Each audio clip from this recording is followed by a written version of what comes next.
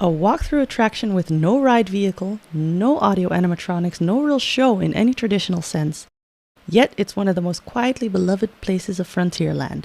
Fort Comstock has for years housed Legends of the Wild West, and we may have just lost it forever. Or have we?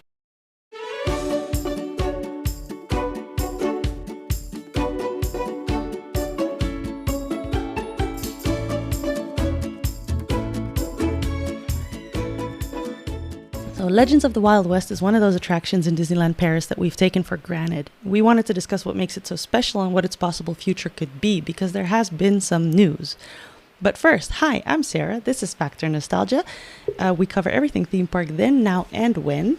And for today, I actually have a very special guest with me here. Hey, Sarah. And hey, listeners. Yeah. So I am Beth, co-host of the Dedicated to DLP podcast. This is the mashup episode, the crossover nobody knew they needed, but they do need it, right? They really do. So I do the show with my co-host Vanessa, but she is not similarly obsessed with Fort Comstock, so she's not here. I'm here to do my thing. Just a little bit of a backstory, maybe, real quick.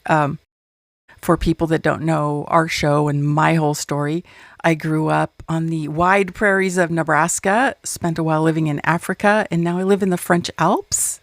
And I love Disneyland Paris. What can I say? And I love geeking out about it with fellow Disney park nerds like yourself. Very good. Awesome. I love how, like, the whole Disneyland Paris community, Disney community as a whole, but especially Disneyland Paris, like, we all just like find each other and can geek out together. It's wonderful. So thank you for being here. Let's start off with some of the important historical facts that we should know, or the listeners should know, before we go into current developments, possible futures of Fort Comstock.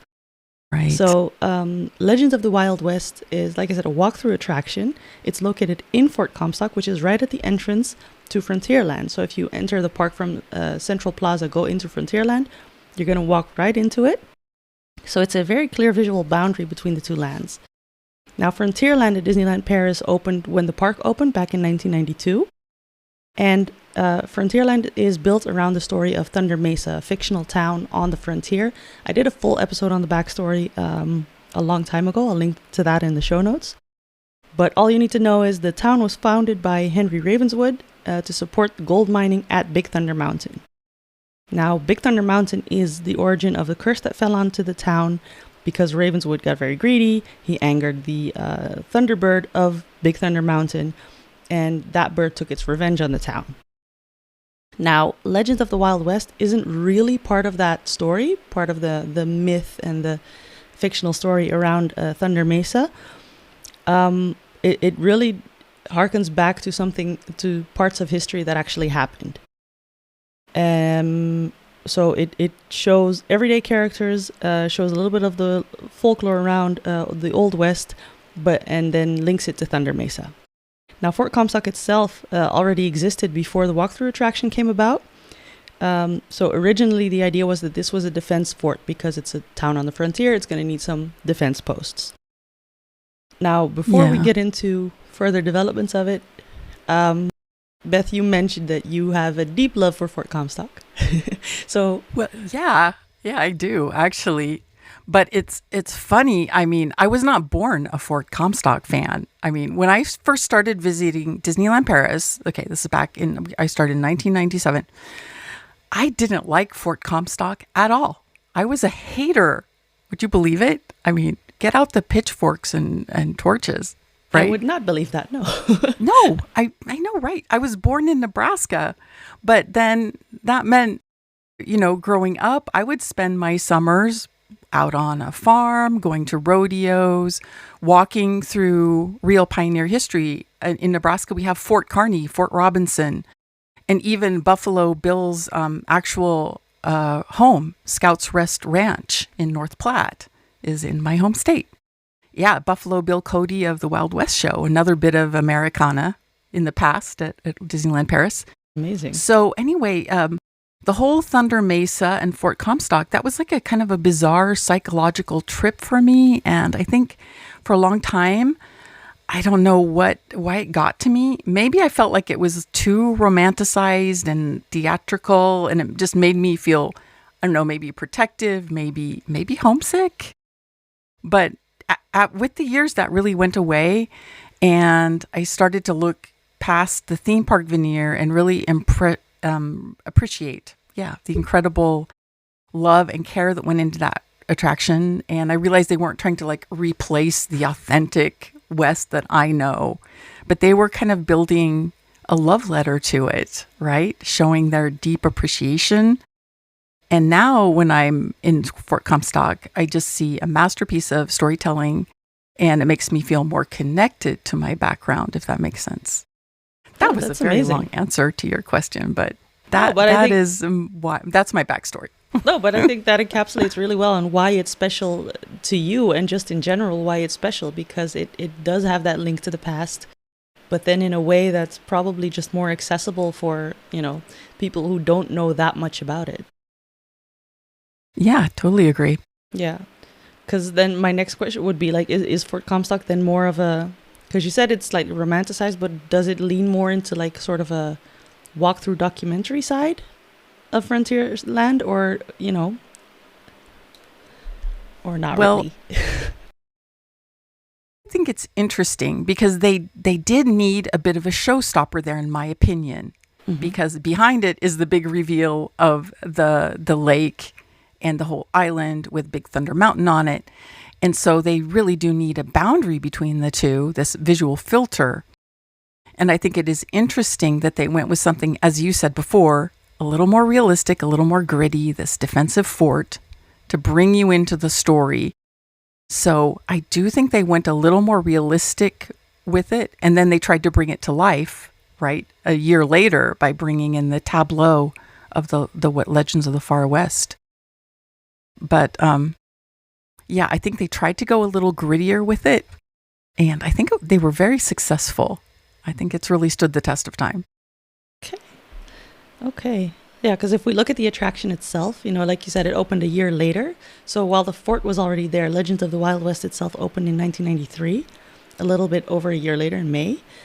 Now, the reason they did that, Euro Disneyland, as it was called at the time, they were expanding capacity, which may sound weird because they actually weren't a runaway hit when they first opened.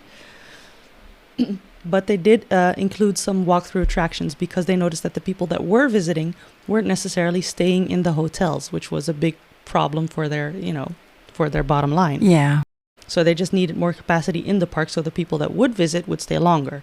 So they added a bunch of walkthrough attractions, Aladdin's Enchanted Passage, the Nautilus walkthrough, and Legends of the Wild West is one that was added as well. So since Fort Comstock already existed, the Frontierland team decided, let's just open this up and use the upper level of Fort Comstock for this walkthrough tour. Now, Imagineer Jeff Burke directed it, and the concept art at the time was created by Fernando Tenedora. I might completely mispronounce that. I don't know. I'm trying. And he's also known for his Phantom Manor artwork, which is, of course, nice because that ties into the entire Frontierland, style, so that it's not, since this is more of a realistic version, that it's not too different from what's actually in Frontierland. The walkthrough itself houses 5 characters, Old West figures, and they're all caught in a moment in their life, just in their daily life. So it's not some, heroic story. In that sense, it's less romanticized, I guess. But we have the prospector, who just struck gold during the gold rush. The whole point of, I don't want to say the whole point, but a big point of why the frontier was a thing, with the gold rush. We have an outlaw, the thug, who's asleep in a jail cell, and he's waiting for his chance to get away. But until then, just, nap it off, I guess. We have a lawman, the sheriff. He's in his office, and he's surrounded by wanted posters. And he's prepping for a shootout, allegedly. We have Davy Crockett, like the first actually named character there, who's a frontiersman. And he's depicted mid-shootout. Now, of course, there's more Davy Crockett to be found at Disneyland Paris, but not necessarily in the park. And then we have Buffalo Bill, who we already mentioned a little bit earlier. Right. And he's prepping for his Wild West show with companions. And a fun little detail about the flag. So at the time, Fort Comstock flew a flag with 38 stars, which is accurate to the time that's depicted in the fort. So in 1876, 38 stars was accurate. Of course, by now we have more. We have 50. Right. Right. So if you look at these daily life points versus, if it was indeed some heroic action and, at the height of their respective careers. So how do you feel about these choices that were made and how these characters are portrayed? I think they did a pretty nice job with them. I know these characters they have been a little controversial with people for being a bit, okay, in air quotes, creepy. I mean, I think a lot of kids find them objects of fascination. They are a little uncanny looking, but I think they add so much to it. And I like the variety of people and that they put a couple of historical figures in there. I think I really appreciate that very much. And especially the coherence of having Buffalo Bill there, because for many years we did have the Buffalo Bill Wild West show in Disney Village. Yeah. And I felt like that brought it all together. So I thought those choices were really smart. And I don't know, it kind of gave everybody kind of what they came for, doesn't it? Yeah. I mean, you can't have an empty fort that has no real soul to it. You got to populate it with some people. Yeah, exactly. And it's nice that there's like big attractions. We have Big Thunder Mountain and we have Phantom Manor, but there's stuff like this gives it a little more soul, I think, rather than just a collection of rides. I agree. Yeah. That's what makes the difference, I would say, in general, at the Disneyland Paris, especially the Disneyland Castle Park, is the walkthroughs. Yeah, absolutely. Absolutely. And now they're starting to experiment a little bit again with, the citizens of the different lands.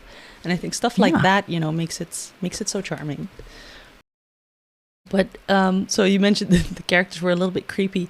And I think if I just look at the way they did the rest of Frontierland, for example, Phantom Manor, that they said, okay, it needs to be a little bit darker than Haunted Mansion in the US parks because Europeans don't get funny ghosts. They don't understand that.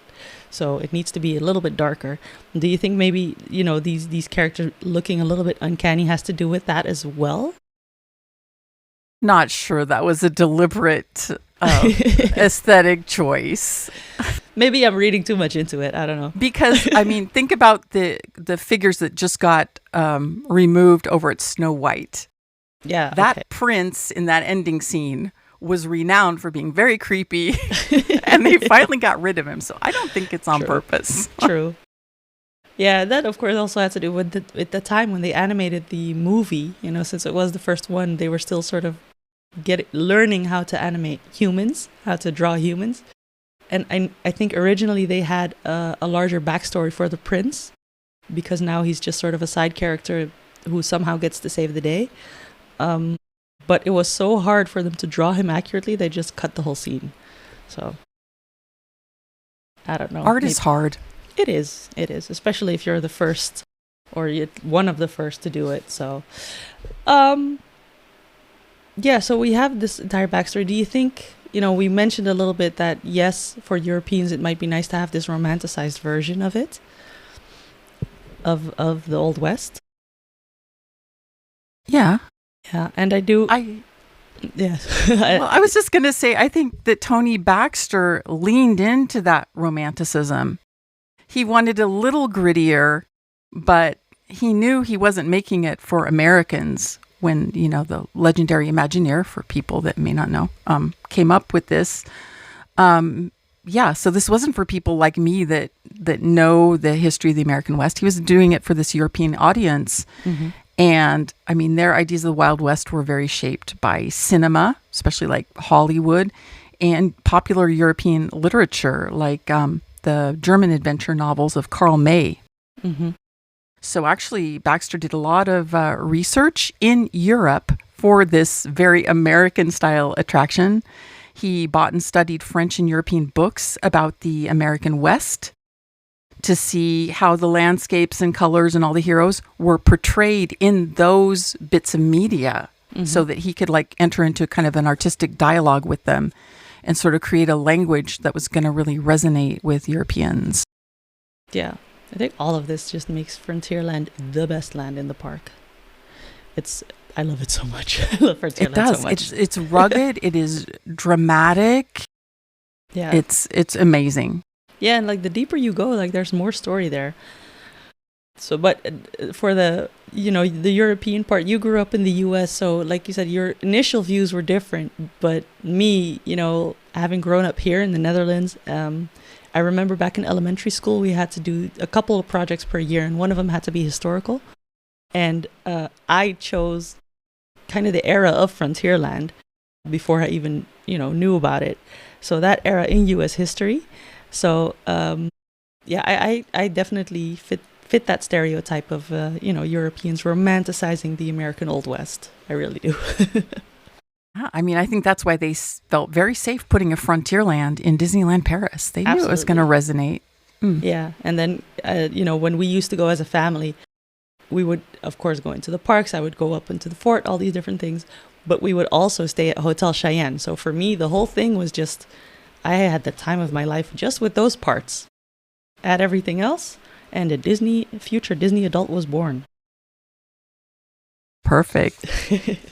But, of course, as all attractions do, for Legends of the Wild West also changed over time. So we had, originally there was a Native American encampment element outside that kids could walk through when it first opened, through a special path. They could look into the teepees, there would be cast members around. And at some point they closed this. I don't know when exactly. I don't know if you could find anything on that. I couldn't.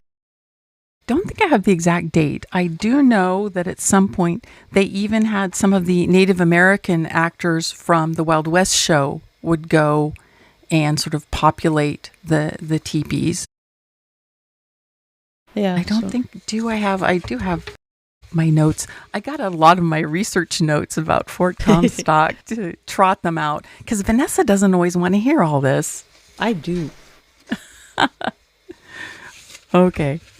Well, it's probably in this giant stack of papers, but okay, we'll move on. Exactly. Okay.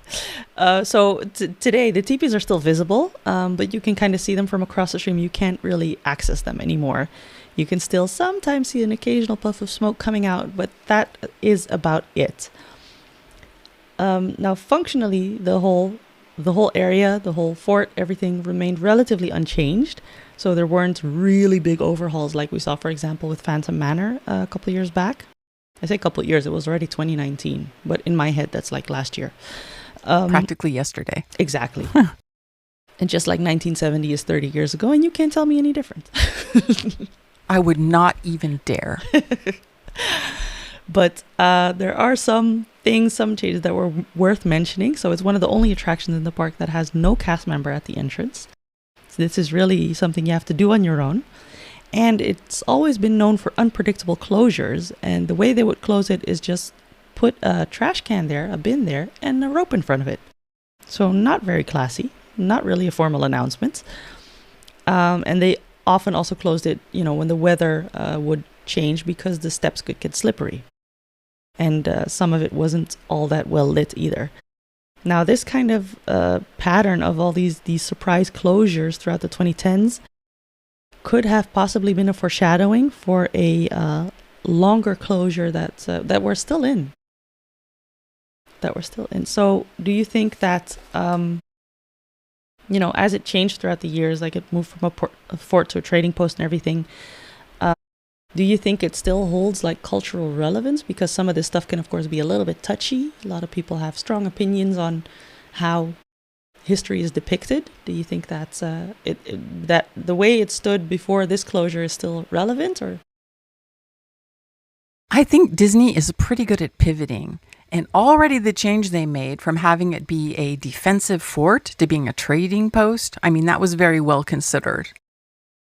Right, because we don't want to highlight the fact that the Native Americans did not really want these people there, with every reason on earth to not want that. So yeah, trading post was smart. I feel like it's a necessary part of the park, and each time I felt like they were putting off maintenance on this giant wooden structure.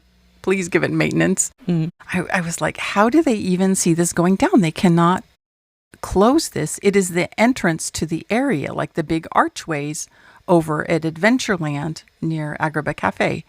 you have to keep that up and you have to keep it looking good. I was afraid it might just become like just a symbolic area and we wouldn't have any more access ever to the top gallery, which I think is one of your favorite places to go, as it is mine. Of course. The views from there alone, without even like, I don't want to say without even the rest of the walkthrough, because, you know, oddly enough, like the older I get, the more I appreciate these walkthroughs. But yeah, just for the views, it's worth it. Absolutely. Some of the best pictures you can get come from up there. Yeah. And just such a nice place to kick back. And it always felt like almost like a special secret when I would take people up there, because so many people do just walk through and don't even realize that you can go up there. Yeah. And so when I would have visitors, it's my special place. Yeah. And I feel like that's kind of a trend for, like you said, the main castle park anyway, that a lot of people just rush through to get through all the attractions, like the big ones.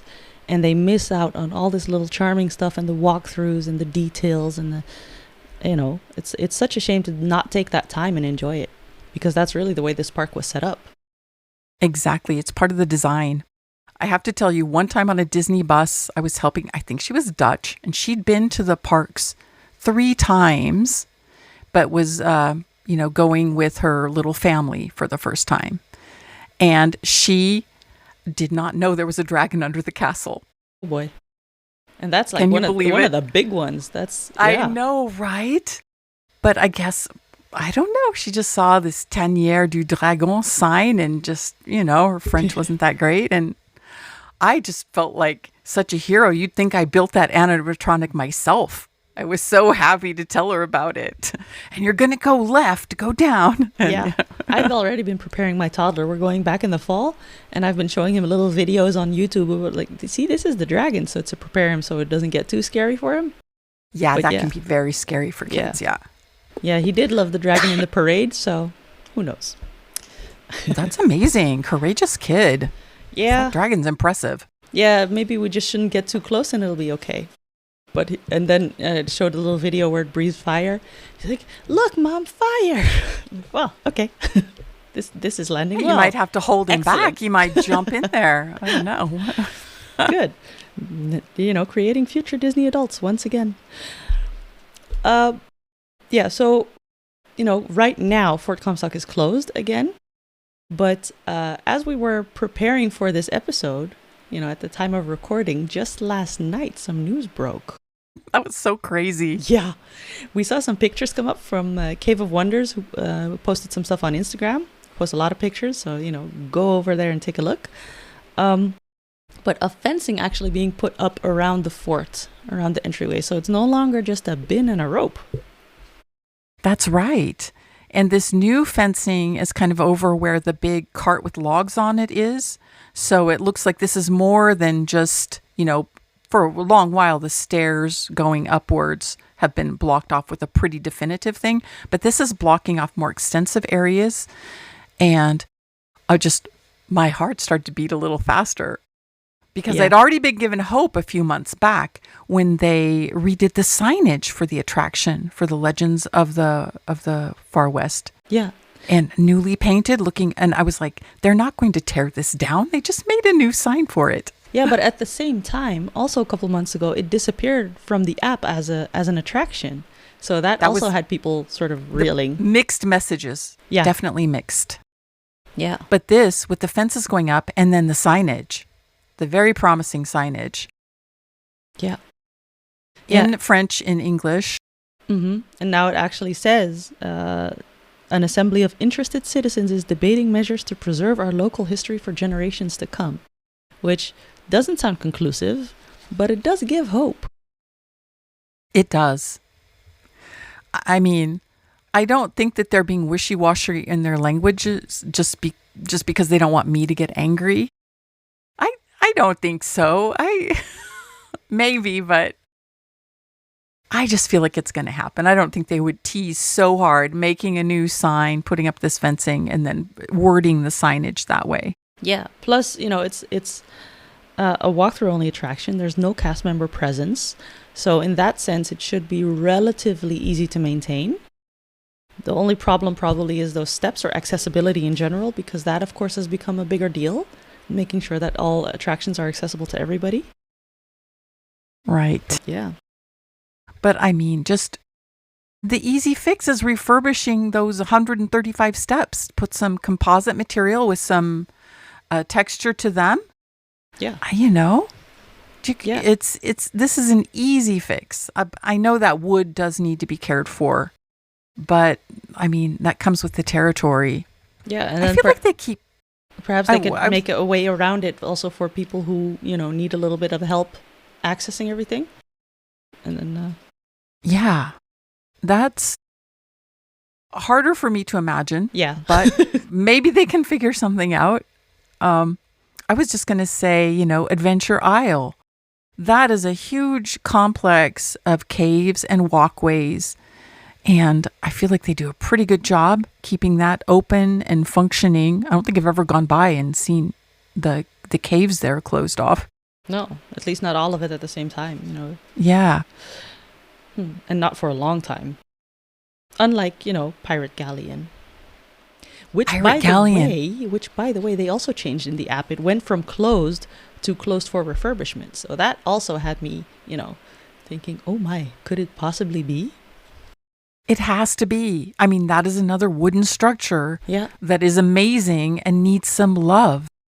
Yeah, I remember way back in the day when I was a kid, I think Peter Pan and Captain Hook did meet and greets there. They did. Yeah. I was really young.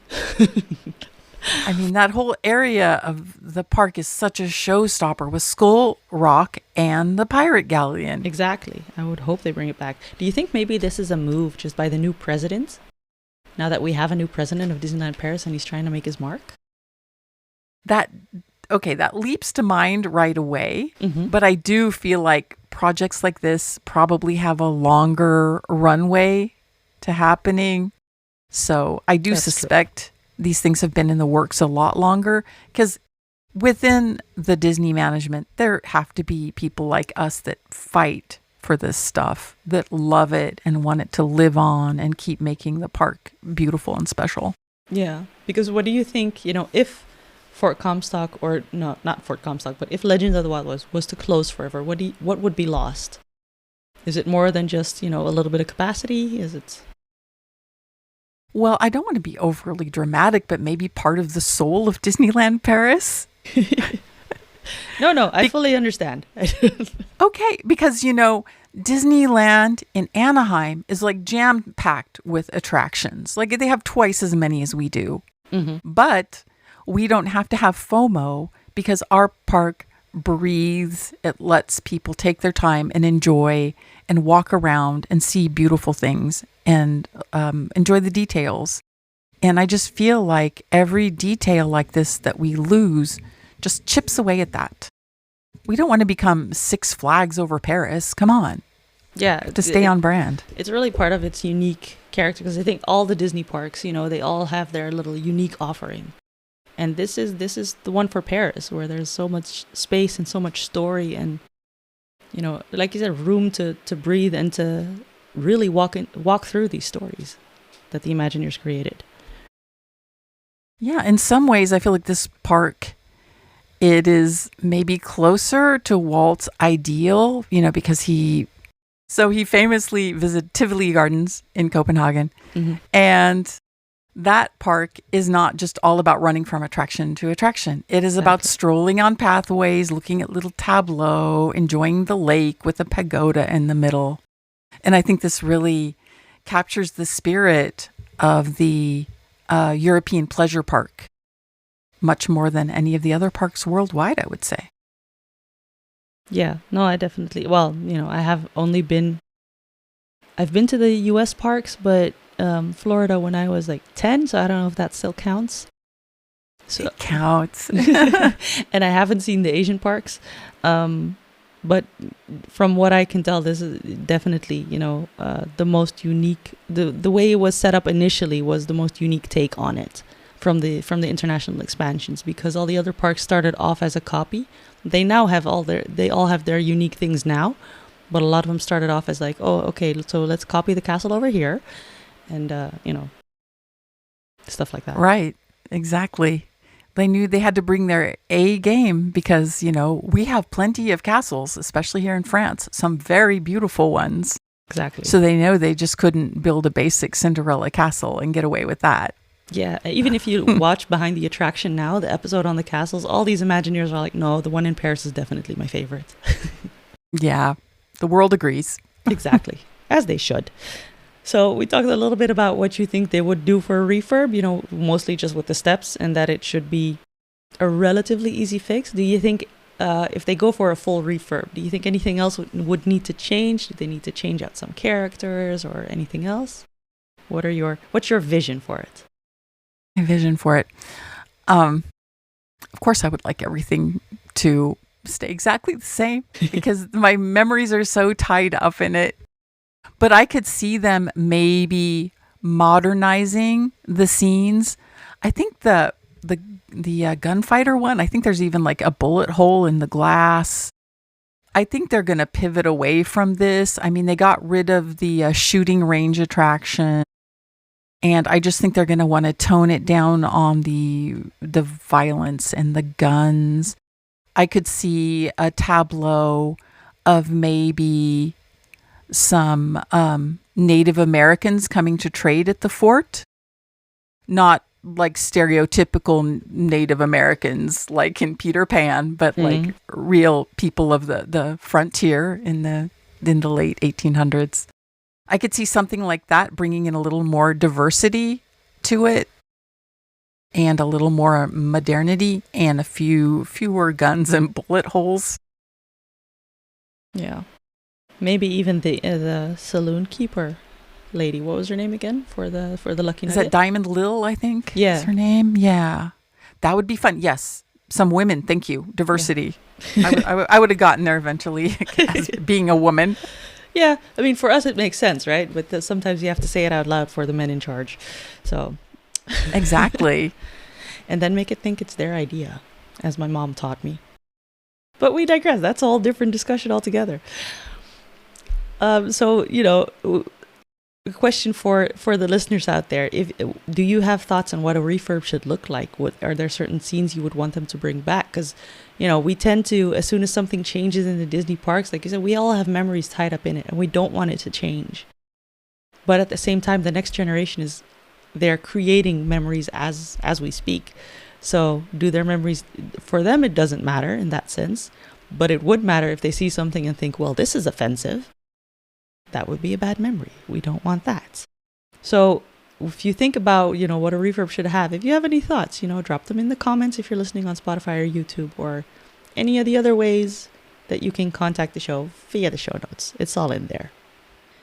So I think that kind of wraps it up in terms of Fort Comstock.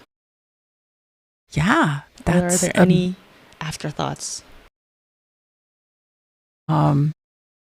I guess we could say, the name of Fort Comstock? Mm-hmm. I don't know, maybe some of the listeners don't know that it's named after the Comstock Mine silver lode in Virginia City, Nevada. So it's a real mine. And then it's also the last name of one of the Imagineers. And so they did double duty by naming it Fort Comstock. That ties it all together beautifully. See, this is the kind of detail and the kind of stuff I like about Frontierland specifically. Disneyland Paris as a whole, but Frontierland specifically. Love that type of stuff. Yeah. So, that was Paul Comstock. He was a landscape architect, and he did lots of the vegetation at Disneyland Paris. So, awesome. Did a lot of work in Frontierland on the plant life there. It's amazing. That's good to know. All right. So, if we recap the whole thing, so Legend of the Wild West was never really a headliner attraction, but it quietly told a different kind of story about the frontier that ties into Frontierland, so the more human side, a little bit of the folklore side with Buffalo Bill being in there and Davy Crockett. If anybody has any other personal memories or anything to share of, them walking around the fort before it closed, the most recent time, it would be great if you could share that in any type of way. We would love to see that. Even, if they reopen it, it'd be good to see before and after. I think that'd be fun. So with all that being said, Beth, if people want to know more about you, you already teased it a little bit, but tell us where people can find you, where the listeners can find you. Oh, well, okay. If you like to hear about DLP practical details, a bit of lore about, Disneyland Paris, you can find us at Dedicated to DLP. And I'll be there with Vanessa, my co-host, and we've been doing it for about 7 years. We don't hold back on the tough love when needed, but we're deep-dyed fans. The episode comes out every 2 weeks, and we love our listener mail, especially people that want really specific advice about trip planning. So go ahead and write in.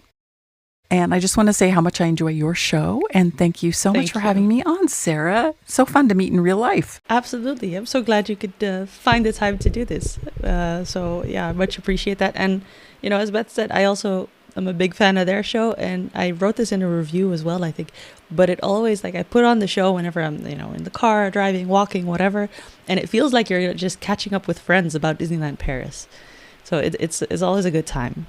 I really enjoyed listening to you guys' back and forth, and it's great. I love it. All right. Thank you so much. I'm glad to be an IRL friend now, Sarah. Exactly. Yay. All right. With that, we're going to thank everybody for listening, and we'll catch you in the next one. Thanks, everybody.